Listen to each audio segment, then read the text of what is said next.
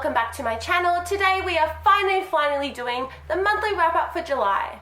In July I read a total of 6 books, not as many as I would have liked to read, but I was really busy for summer July, planning and going to Melbourne to see The Cursed Child, which was incredible. If you have not seen that play, I highly recommend it. Because of this, I was unable to read as much as I would like, but I still managed to finish 6 books, 2 of them being rereads, because I've decided to continue to read those 2 series for this year.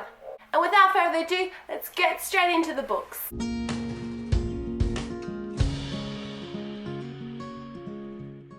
The first book I picked up in the month of July is City of Bones by Cassandra Clare. If you have been following my channel, you obviously know that I have a huge passion about this series and Shadowhunted world. For the numerous time I have picked up this book and decided to reread it, I absolutely love it just as much.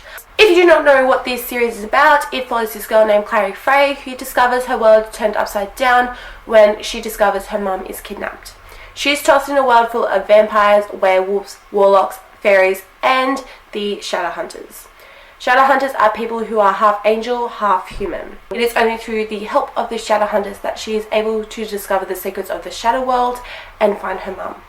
I absolutely love diving back into this incredible world that Cassandra Clare has created. I love the characters that are in this series. They're so flawed and complex, and the struggles that they go through are so relatable even though they're in a fantasy world. The relationships that are formed in this series is absolutely incredible, and I love seeing them develop. Even in this book there is so much development and complexities and struggles that I can just identify with, which is absolutely incredible. Love investing into every single character in this world. The next book I picked up in the month of July is Tower of Dawn by Sarah J. Maas. This is the 5th book in the Throne of Glass series, so I can't give away too much due to spoilers. This book is written in Cole's perspective, which is probably why it's my least favourite book of the series. Cole is my least favourite character in all of the series, unfortunately, which made this book very hard to get through at times. However, in saying that, I do see how this book is essential to this series. I can see how it's going to impact the last book of this series and help the conclusion of the series. The relationships and the plot development, as well as the character development in the series, is essential to this series. So in saying that, I am really excited to read Kingdom of Ash to see where these characters end up and how this series will conclude. I'm super excited after months of reading this series.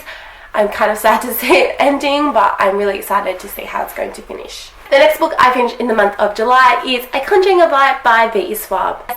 Yes, it is the 3rd one to the trilogy that I have been reading. I finally got to it. However, I cannot give away too many spoilers due to it being the last one in the trilogy. Schwab does a fantastic job of giving justice to these characters I have grown to love and adore. I loved seeing the development in this series, especially in this book, and how they came to terms with themselves. I absolutely love how she developed these characters and rounded them out perfectly in this trilogy at the end of this book. It's absolutely fantastic. Schwab has one of the best writing styles I have ever read.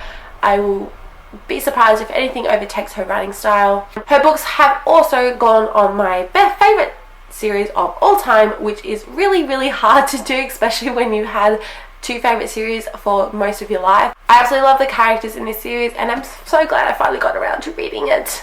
The next book I finished in the month of July is Harry Potter and the Philosopher's Stone. Oh my god, I said it right. I usually can't say that word right, so I'm excited.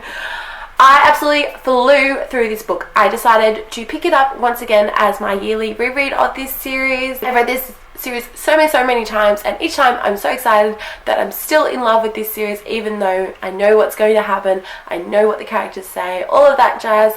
I love diving back into the world and meeting my characters once again. I loved seeing them again and meeting them all over again. I loved going back into this world and getting to know the world again and the magic and that comes with it. I absolutely love this world. It's incredible. It's definitely a timeless masterpiece that J.K. Rowling has created. This is the first time I have read my Slytherin edition, which was exciting because they have extra bits in it, which was kind of cool. You get to know a bit more about your house, which is absolutely incredible.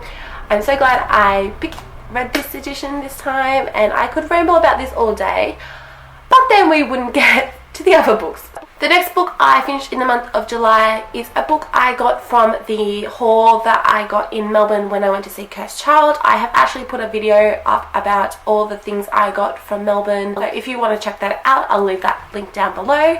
And that book is Tales of the Beedle, the Bard and the Dylexia edition. This book isn't a hard read. It's not too hard to get through, but I loved it all the same. It's really fun and silly and it's just something different. But this book is basically what J.K. Rowling has deemed as the wizarding. This book is basically what J.K. Rowling sees as the wizarding fairy tale. It was very interesting to see how she took the fairy tales for the wizarding world. I love seeing the different styles of the tales in here. It was very, very silly and fun read. It wasn't too hard to get through. I also liked seeing Albus Dumbledore's notes at the end of each story.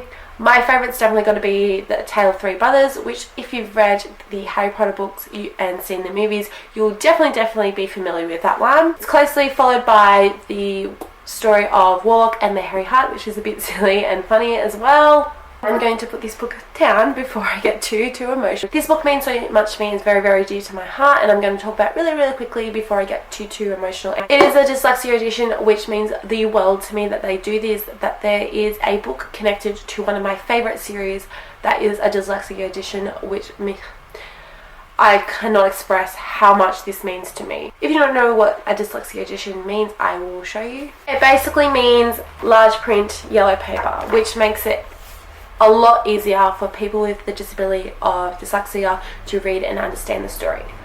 I'm going to put this book down before I get too emotional. The last book I finished in the month of July is Eliza and Her Monsters by Francesca Zappia.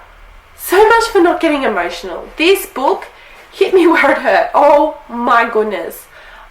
I was bawling my eyes out to this book. I was not expecting it. I knew this book dealt with anxiety, so please be aware of that when going into this book, but it also deals with suicide, so please be aware of that as well. This book seemed to understand me in a way that books haven't before. I don't know how it got what I have gone through for a lot of my life, especially during those school years, because it does focus on her during her school life. If you do not know what this book is about, it follows this girl named Eliza, who online is known as Lady Constellin, who writes this very popular webcomic. It has thousands upon thousands of views and followers and readers.